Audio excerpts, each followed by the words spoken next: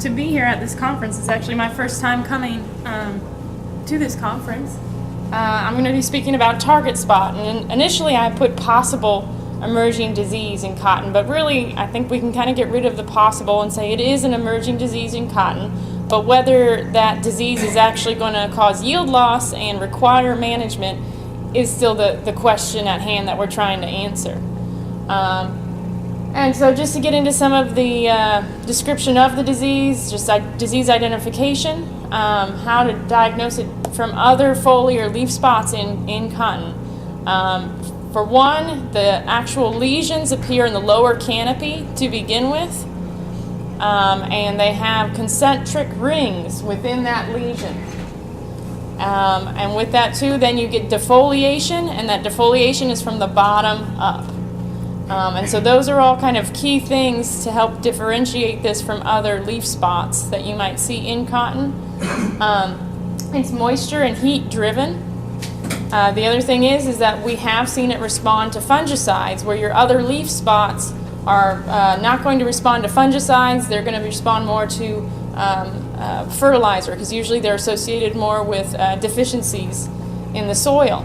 So some of the factors that increase your risk for target spot, so no or strip till fields that are cotton after cotton after cotton, because it does overwinter in the debris, the pathogen. It's a fungal pathogen, and so with that you're going to build up your inoculum. You might see an earlier disease onset, and overall just see more disease, which can cause more defoliation and then have a higher impact on your yield. In general, frequent showers and irrigation, I think the moisture is actually driving some disease development more than the temperature for this pathogen. High fertility levels and high yielding varieties seem to be most affected. This is definitely a disease of high cotton, of high yielding cotton that's being pushed, and you're trying to make the best you can with it, putting all that you can into it. Some pictures here, the spots you get on the leaves, as well as you can see them on the bolls and the bracts, although they're a little bit harder to identify for certain on the bracts and the bolls, but definitely on the leaves. And again, that defoliation from the bottom up. And so the distribution of target spot really was 2005 in southern Georgia, where they first really started saying, these spots are different than anything else. They're not stemphyllium, they're not alternaria. We're not sure what it is. And so it was in about 2008 that they came out with their first report in southern Georgia that it was target spot, which is also called Corynespora leaf spot. So it's not really a brand new disease, it's kind of just been re-emerging.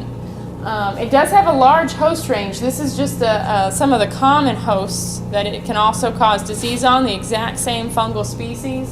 So soybean in particular is one that's probably in regular rotation with some of the cotton crops around.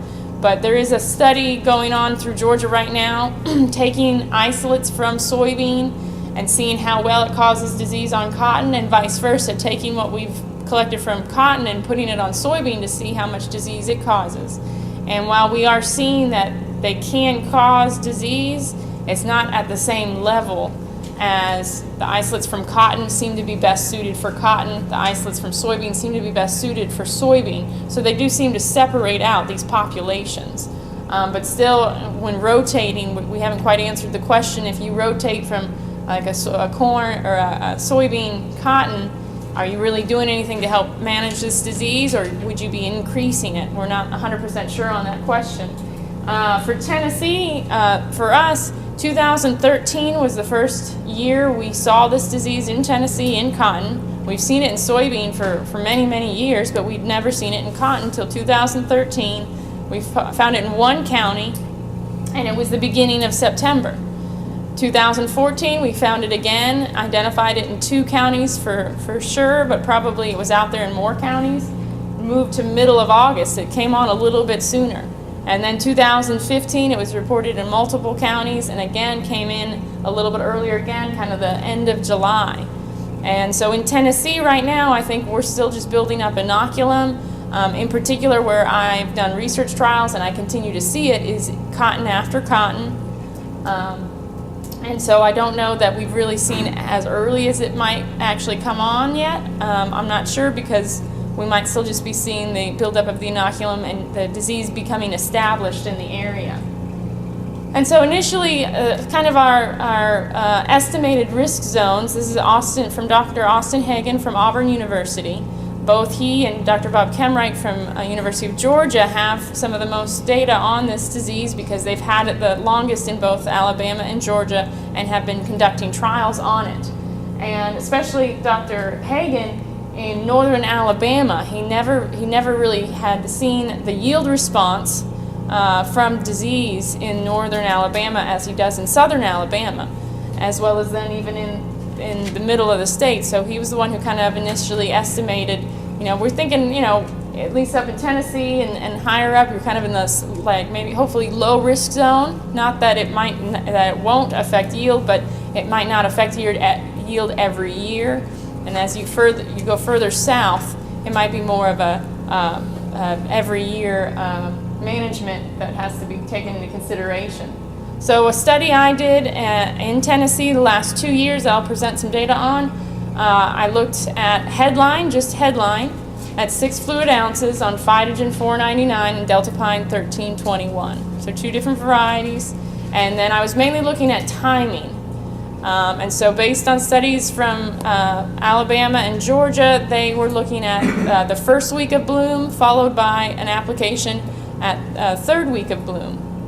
And with Tennessee, and initially those onset dates I was seeing were kind of later in the season, so I wondered if really ours better timing would have been later. So we did a single applications, either that first week of bloom, third week of bloom, and fifth week of bloom, and then double applications where we did first and third week and third and fifth week. Unfortunately, in 2014, my first and third week application didn't actually get out, so I only had the third and fifth week double application in 2014. But each year we looked at defoliation as well as disease incidence. And we had 2 different ratings through the season with that. And then we had plant dates, May 12th in 2014, May 6th, and then they were picked October 27th and October 14th. And so looking at some of the general results, in 2015 we had greater disease incidence and defoliation, as well as lower yields compared to 2014. At the the Beltwide I just came from, it was interesting that in Alabama and Georgia, 2014 actually had more disease for them because it was a better environment in 2014 for disease development.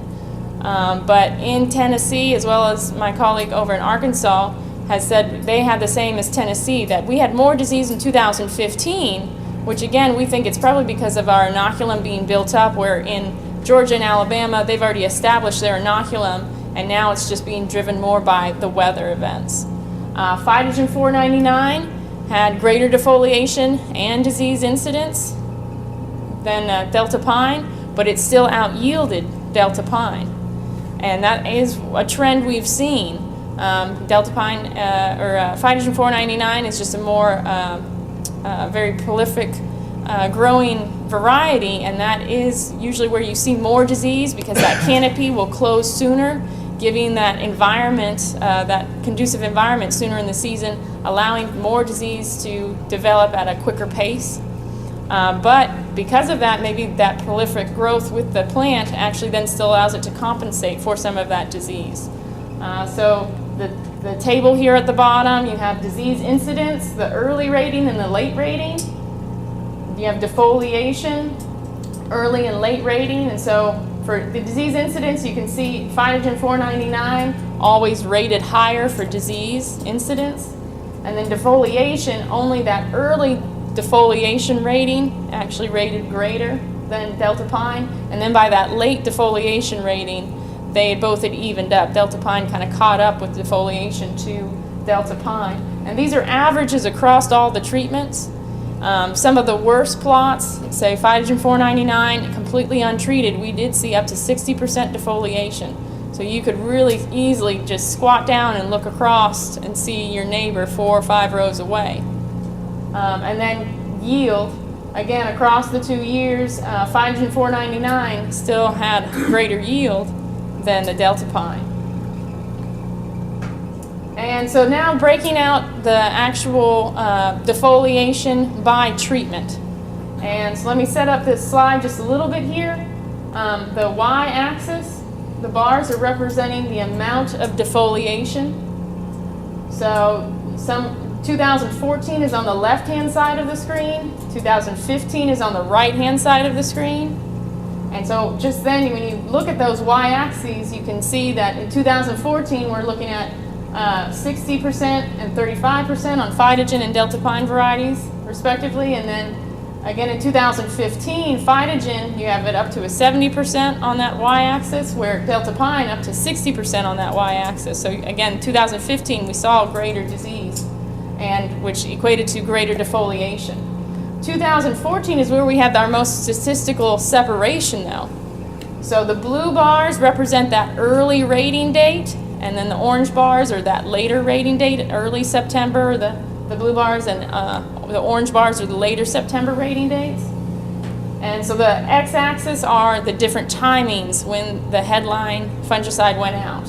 So the lowest defoliation we saw was when we went out with 2 applications at 3rd and 5th week of bloom in 2014, followed by 1 shot at 5th week of bloom, and then the 3rd week of bloom, the 1st week of bloom, and our non-treated control.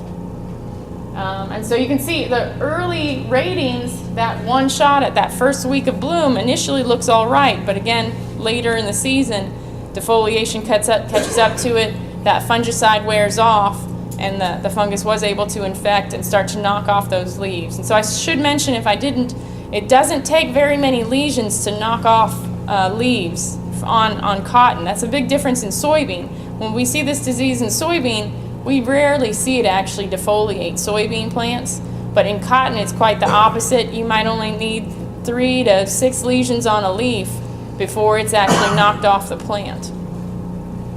So looking at 2015, we didn't have as much statistical separation. It might have been due to the greater amount of disease we were seeing, but and the other trend we were seeing is possibly because of that earlier disease onset. That 1st week of bloom application and the 1st week plus the 3rd week application actually were showing the better protection and decreased our defoliation significantly from the non-treated check. But so did our single application at the 5th week of bloom. And then yield, which is really what we're interested in, what's going on with yield. So again, the slide is set up the exact same way. The left-hand side of the slide is the 2014 data, right-hand side 2015. The top graphs are the delta pine variety, and the bottom graphs are the phytogen 499 variety. And so again, most of the time that p-value, you want it at 0.05 or less to show that there's significance. And only in phytogen 499 in 2014, we were close to it at 0.098. So at a significance level of 0.1 is what I separated out the treatments there. But all the others were not statistically significant across treatments. Although there are some trends with phytogen 499. So in both years, where we had the greater yield, whether it just be numerically or statistically significant, was where we controlled the disease better and we reduced our defoliation. And so that double application, as well as then in 2014, it was the later applications. And that's the one thing in 2015, it's still that same trend that those 2 double applications, decreased defoliation, also helped our yield out. So with that, again, 2015 had greater disease incidence and defoliation, again, most likely due to an earlier disease onset, probably the buildup of the inoculum kind of driving that. Because in general, the weather for the seasons of 2014 and 15 were quite similar. Here I've just put the average max air temperature, the average min air temperature for the growing seasons, as well as the cumulative rainfall. And again, 2014 had a decent amount more rain than 2015, but in general, both more than significant in moisture for the disease development. But again, that's why that 2014 was a better year for disease, or you had greater disease in 2014 in Alabama and Georgia compared to Tennessee. Again, most likely due to the differences in weather driving the disease further south of us, but where we are, just inoculum buildup might be driving it more. Again, Phytogen 499 had greater defoliation and disease, but still out-yielded the Delta Pine 1321. Best application timing, it's going to be probably dependent on disease onset until inoculum might be established in a field, and then it might be more weather-related. 2 applications reduce disease and defoliation, again, but not always significantly increasing yield. And I'm going to maybe just go over a couple slides here. Well, I think actually we might be around close to, we go to 2:15, so we still have time. So I'm going to go over some regional data here to just show you outside of Tennessee what we're seeing. So this is a regional trial we put together through the Cotton Incorporated support. Each location on the map with the circle is indicating where we received data from. The red circles are data where we received data from 2014. The blue circles are where we received data from 2015, and where you see both colors, we received data both years. So really only in Virginia and Quincy, Florida, the exact same locations were used for 2014 and 15. And so this was a full factorial design. So here we were looking at 2 different varieties, Phytogen 499 and Delta Pine 1137. And we were looking at 2 different fungicide application timings. Again, it was either a single, it was either a first bloom followed by 3 weeks after, or some did the 3rd week of bloom followed by a 5th week of bloom. But in essence, we were looking at 2 fungicide applications and then 5 fungicide treatments. Let me explain this better. So 2 fungicide applications, you're either looking at a single application or a double application. It was just either initiated at 1st week of bloom or at 3rd week of bloom, depending on location. And then we were looking at different products, including Headline, Top Guard, Preaxar, and Quadris. And so I believe all of these actually have a label on cotton. Preaxar, I believe, did acquire one the end of last year. And I believe Top Guard does have one as well. So data collection, some of just the general information across the different sites, across the 2 different years. The different planting dates in 2014. Some sites were able to get in a little bit more on time in May, but you can see the Georgia site right here was really late in getting in. I believe this was a replanting. And what was interesting was this site, that late site in Georgia, was where we actually had a significant effect on yield in that trial, and most likely due to the later planting date and then that disease onset date, 9/1, corresponding very closely to the first application date. Also that last column, peak defoliation, so you can see across all the locations we are seeing a good amount of defoliation. Mississippi and Tennessee kind of on the low end for 2015, but still up there. And so in 2015 everyone did a little bit better. We were able to get out in the field and all plant in May. And then looking at disease onset, though, it goes across the board a little bit in July and then just the beginning of August. And then the first application dates, again, corresponding to either that 1st week or 3rd week of bloom.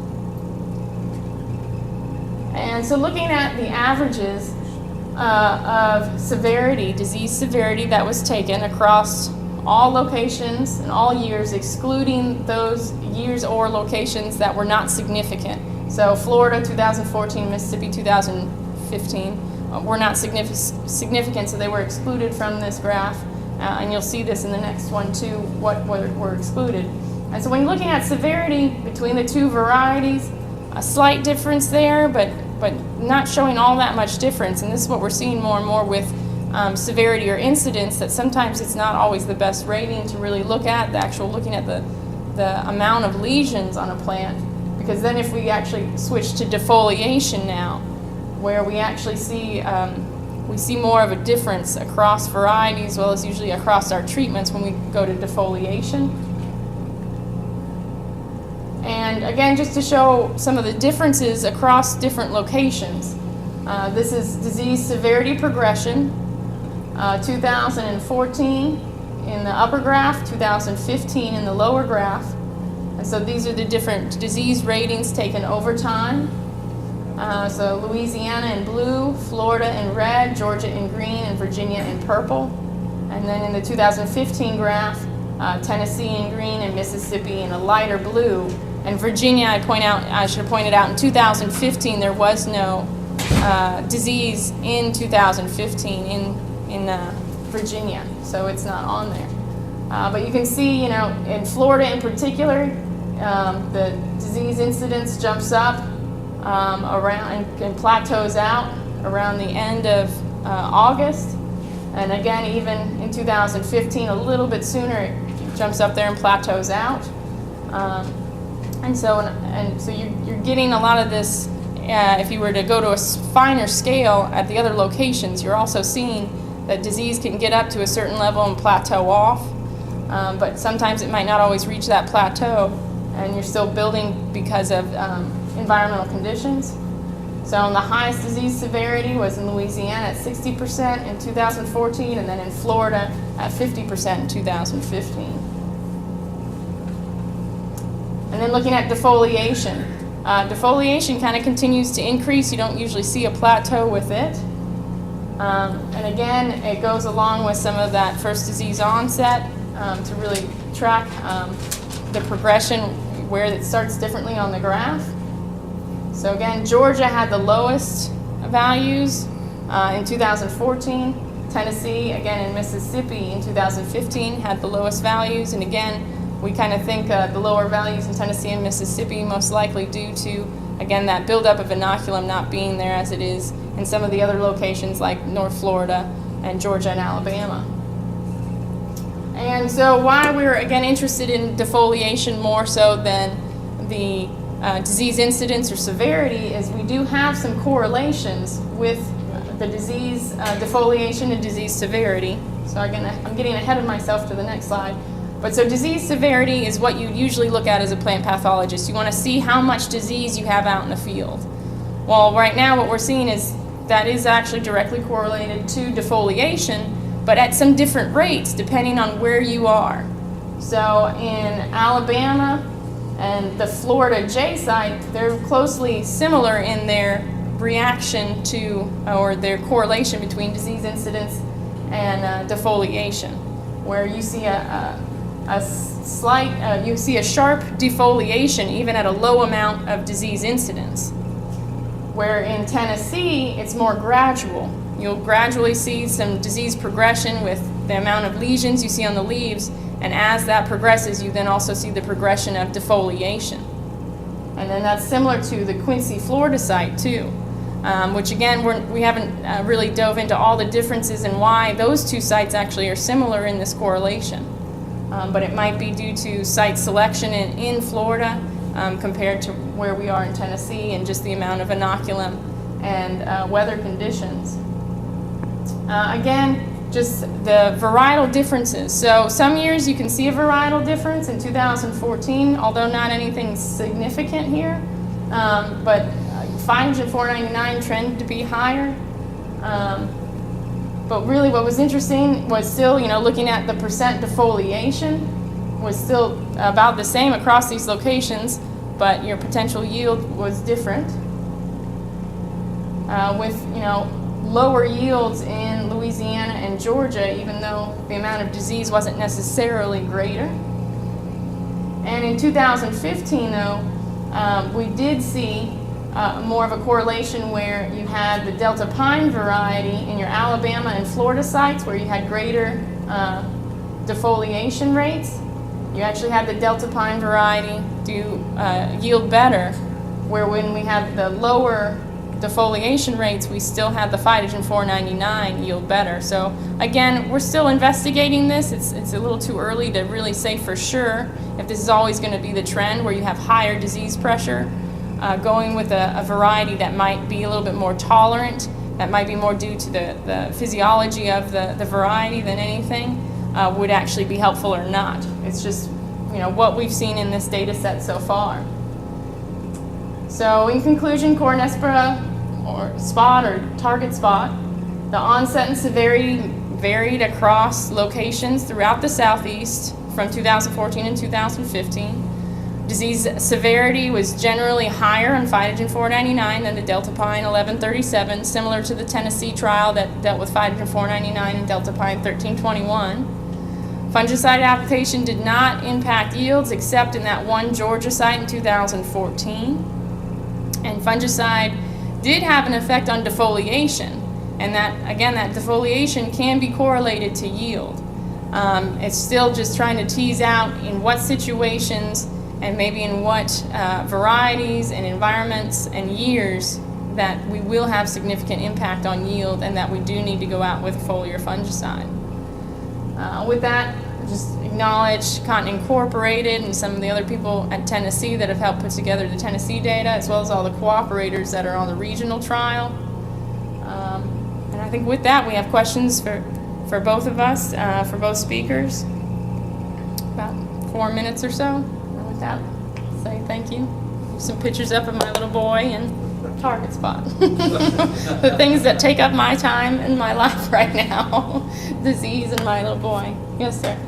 Yes. Were you already, going back to your Tennessee trial that you first talked about, were you already beginning to see the symptomology of the target spot when you were putting out that first application at the first week of flowering? In 2015, we did. That correlated or coincided at the same time. That first week of bloom was the same week we saw the first spot of disease. In 2014, that third week of bloom is what corresponded to when we first saw that disease onset. And so going back to what looked like the best application for us in Tennessee right now, it looked like when we see the disease is when we could go out and put out an application and have the best timing, which Austin Hagen has seen that in some of his trials, even in southern Alabama at times too. But again, I'm still not sure if that's just, we haven't had an inoculum steady level yet, but that's how it fell out. Mm-hmm. Yes, sir.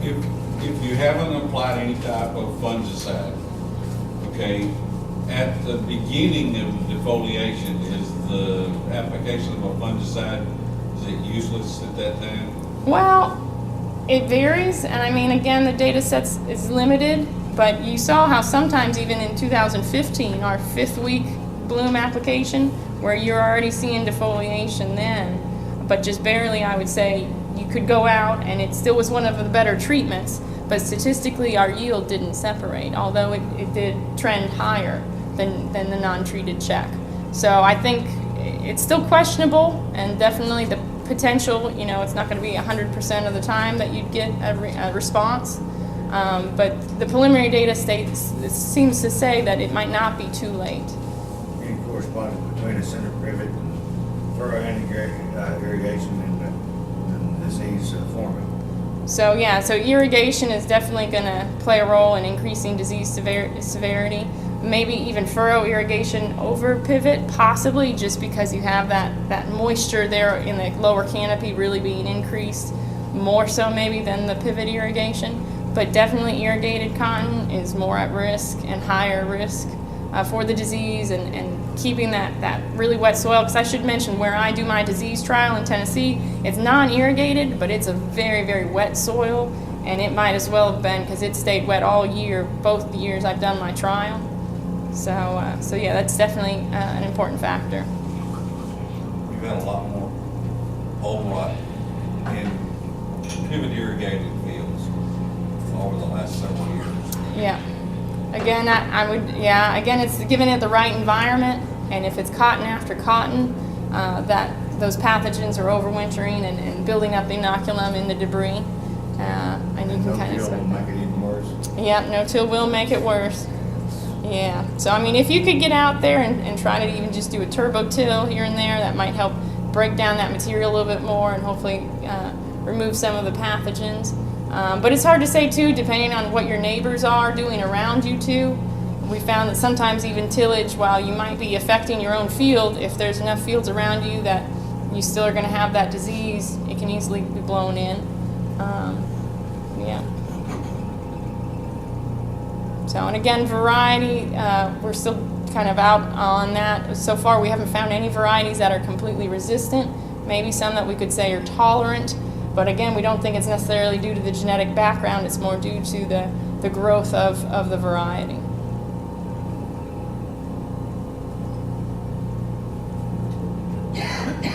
Any other questions? Is he always that happy? No, unfortunately he's not. But he is, he's a good boy.